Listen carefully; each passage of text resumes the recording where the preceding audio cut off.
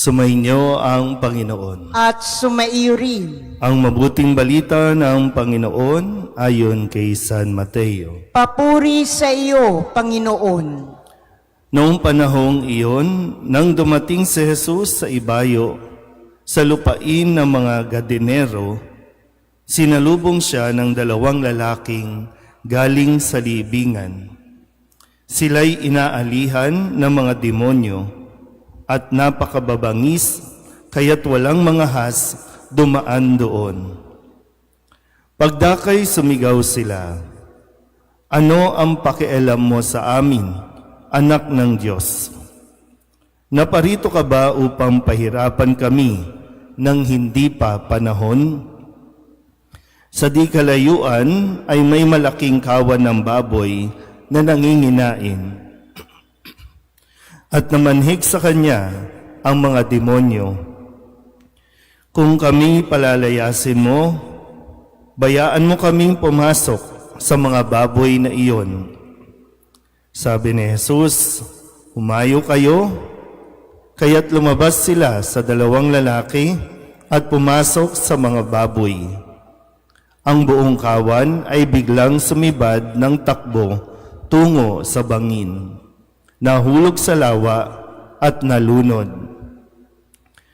Patakbong umuwi ng bayan ang mga tagapag-alaga ng kawan at pagdating doon ay ipinamalita ang lahat ng bagay, pati ang nangyari sa mga inalihan ng demonyo. Kaya't lumabas ang buong bayan upang salubungin si Jesus. Pagkakita sa kanya, ipinamanhik nilang siya'y umalis sa kanilang lupain. Ang mabuting balita ng Panginoon. Pinupuri ka namin, Panginoong Hesukristo. Isang magandang umaga po sa inyong lahat. Ngayon po ay ikalabing Miyerkules, unang Miyerkules para sa buwan ng Hulyo, ng ikalabing-tatlong linggo sa karaniwang panahon.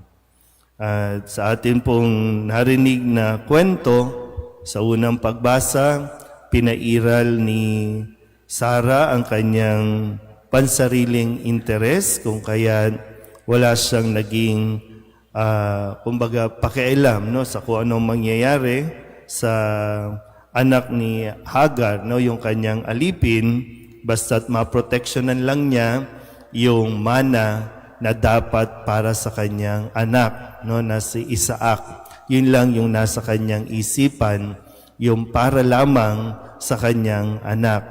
Ganun din naman sa ebanghelyo natin, narinig natin ang kung ano yung pinahalagahan ng mga tao, yung kanilang pang-personal lang na pagpapahalaga sa mga kanilang ari-arian o kayamanan. Kaya magandang makita rin natin, nasaan nga ba tayo sa dalawang grupong ito na ibinabanggit sa ating ebanghelyo? May dalawang grupo. Yung isa ay yung dalawang lalaki na inaalihan ng napakaraming demonyo. Tandaan niyo po, sa isang tao, hindi lang isang demonyo ang pwedeng sumanib o pwedeng mag-control sa atin. Napakarami niyan. Kaya dito, kasi kung makikita ninyo, maraming baboy, diba, na nalunod. Pero maganda po na mapagnilayan natin. Dalawang grupo, dalawang lalaki na inalihan ng mga demonyo at yung mga tao doon mismo sa bayan. Yung grupo ng mga demonyo ay kinilala kung sino si Jesus. Kaya nga sinalubong, "Anak ng Diyos, anong pakialam mo sa amin?" At itong dalawang grupong ito, may pakiusap din. Ang sabi ng grupo ng mga demonyo, buhat din sa dalawang lalaki, ang pakiusap ay kung palalayasin sila, hayaan silang pumunta doon sa mga baboy. At nung sumanib sila doon, nahulog doon sa may bangin, sa may lawa, nalunod. ito yung pakiusap ng demonyo o ng mga demonyo kay Jesus. Para hindi sila pahirapan o parusahan, hayaan na lang silang umalis at sumanib sa mga baboy. Naintindihan po ba? Okay. Yung pangalawang grupo, ito yung mga tao, lalong-lalo na yung mga may-ari ng mga baboy. At ano ang nakita nila? Hindi yung pinagaling na yung dalawang lalaking inaalihan na napakatagal na panahon ng pinahihirapan ng demonyo. Hindi nila nakita yon. Ang nakita nila, sayang ang mga baboy. Sayang yung kanilang livestock. Sayang yung kanilang business.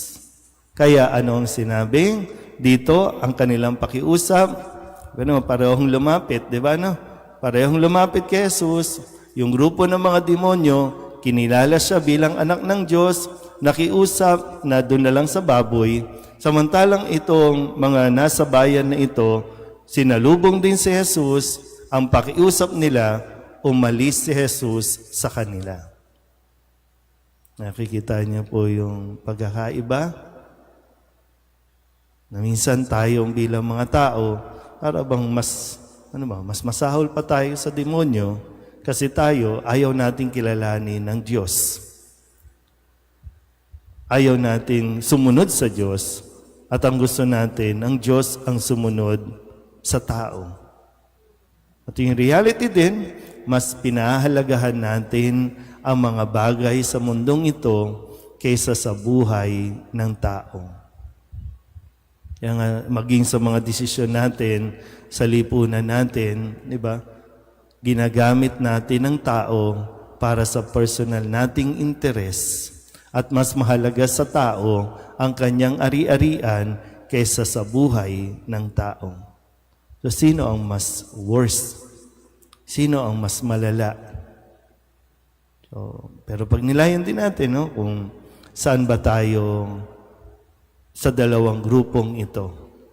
Tayo ba yung sasalubong kay Jesus at kikilalanin siya, makikiusap na manatili siya, o tayo yung grupo na makikiusap na lumayo ka, umalis ka sa bayang ito? Amen?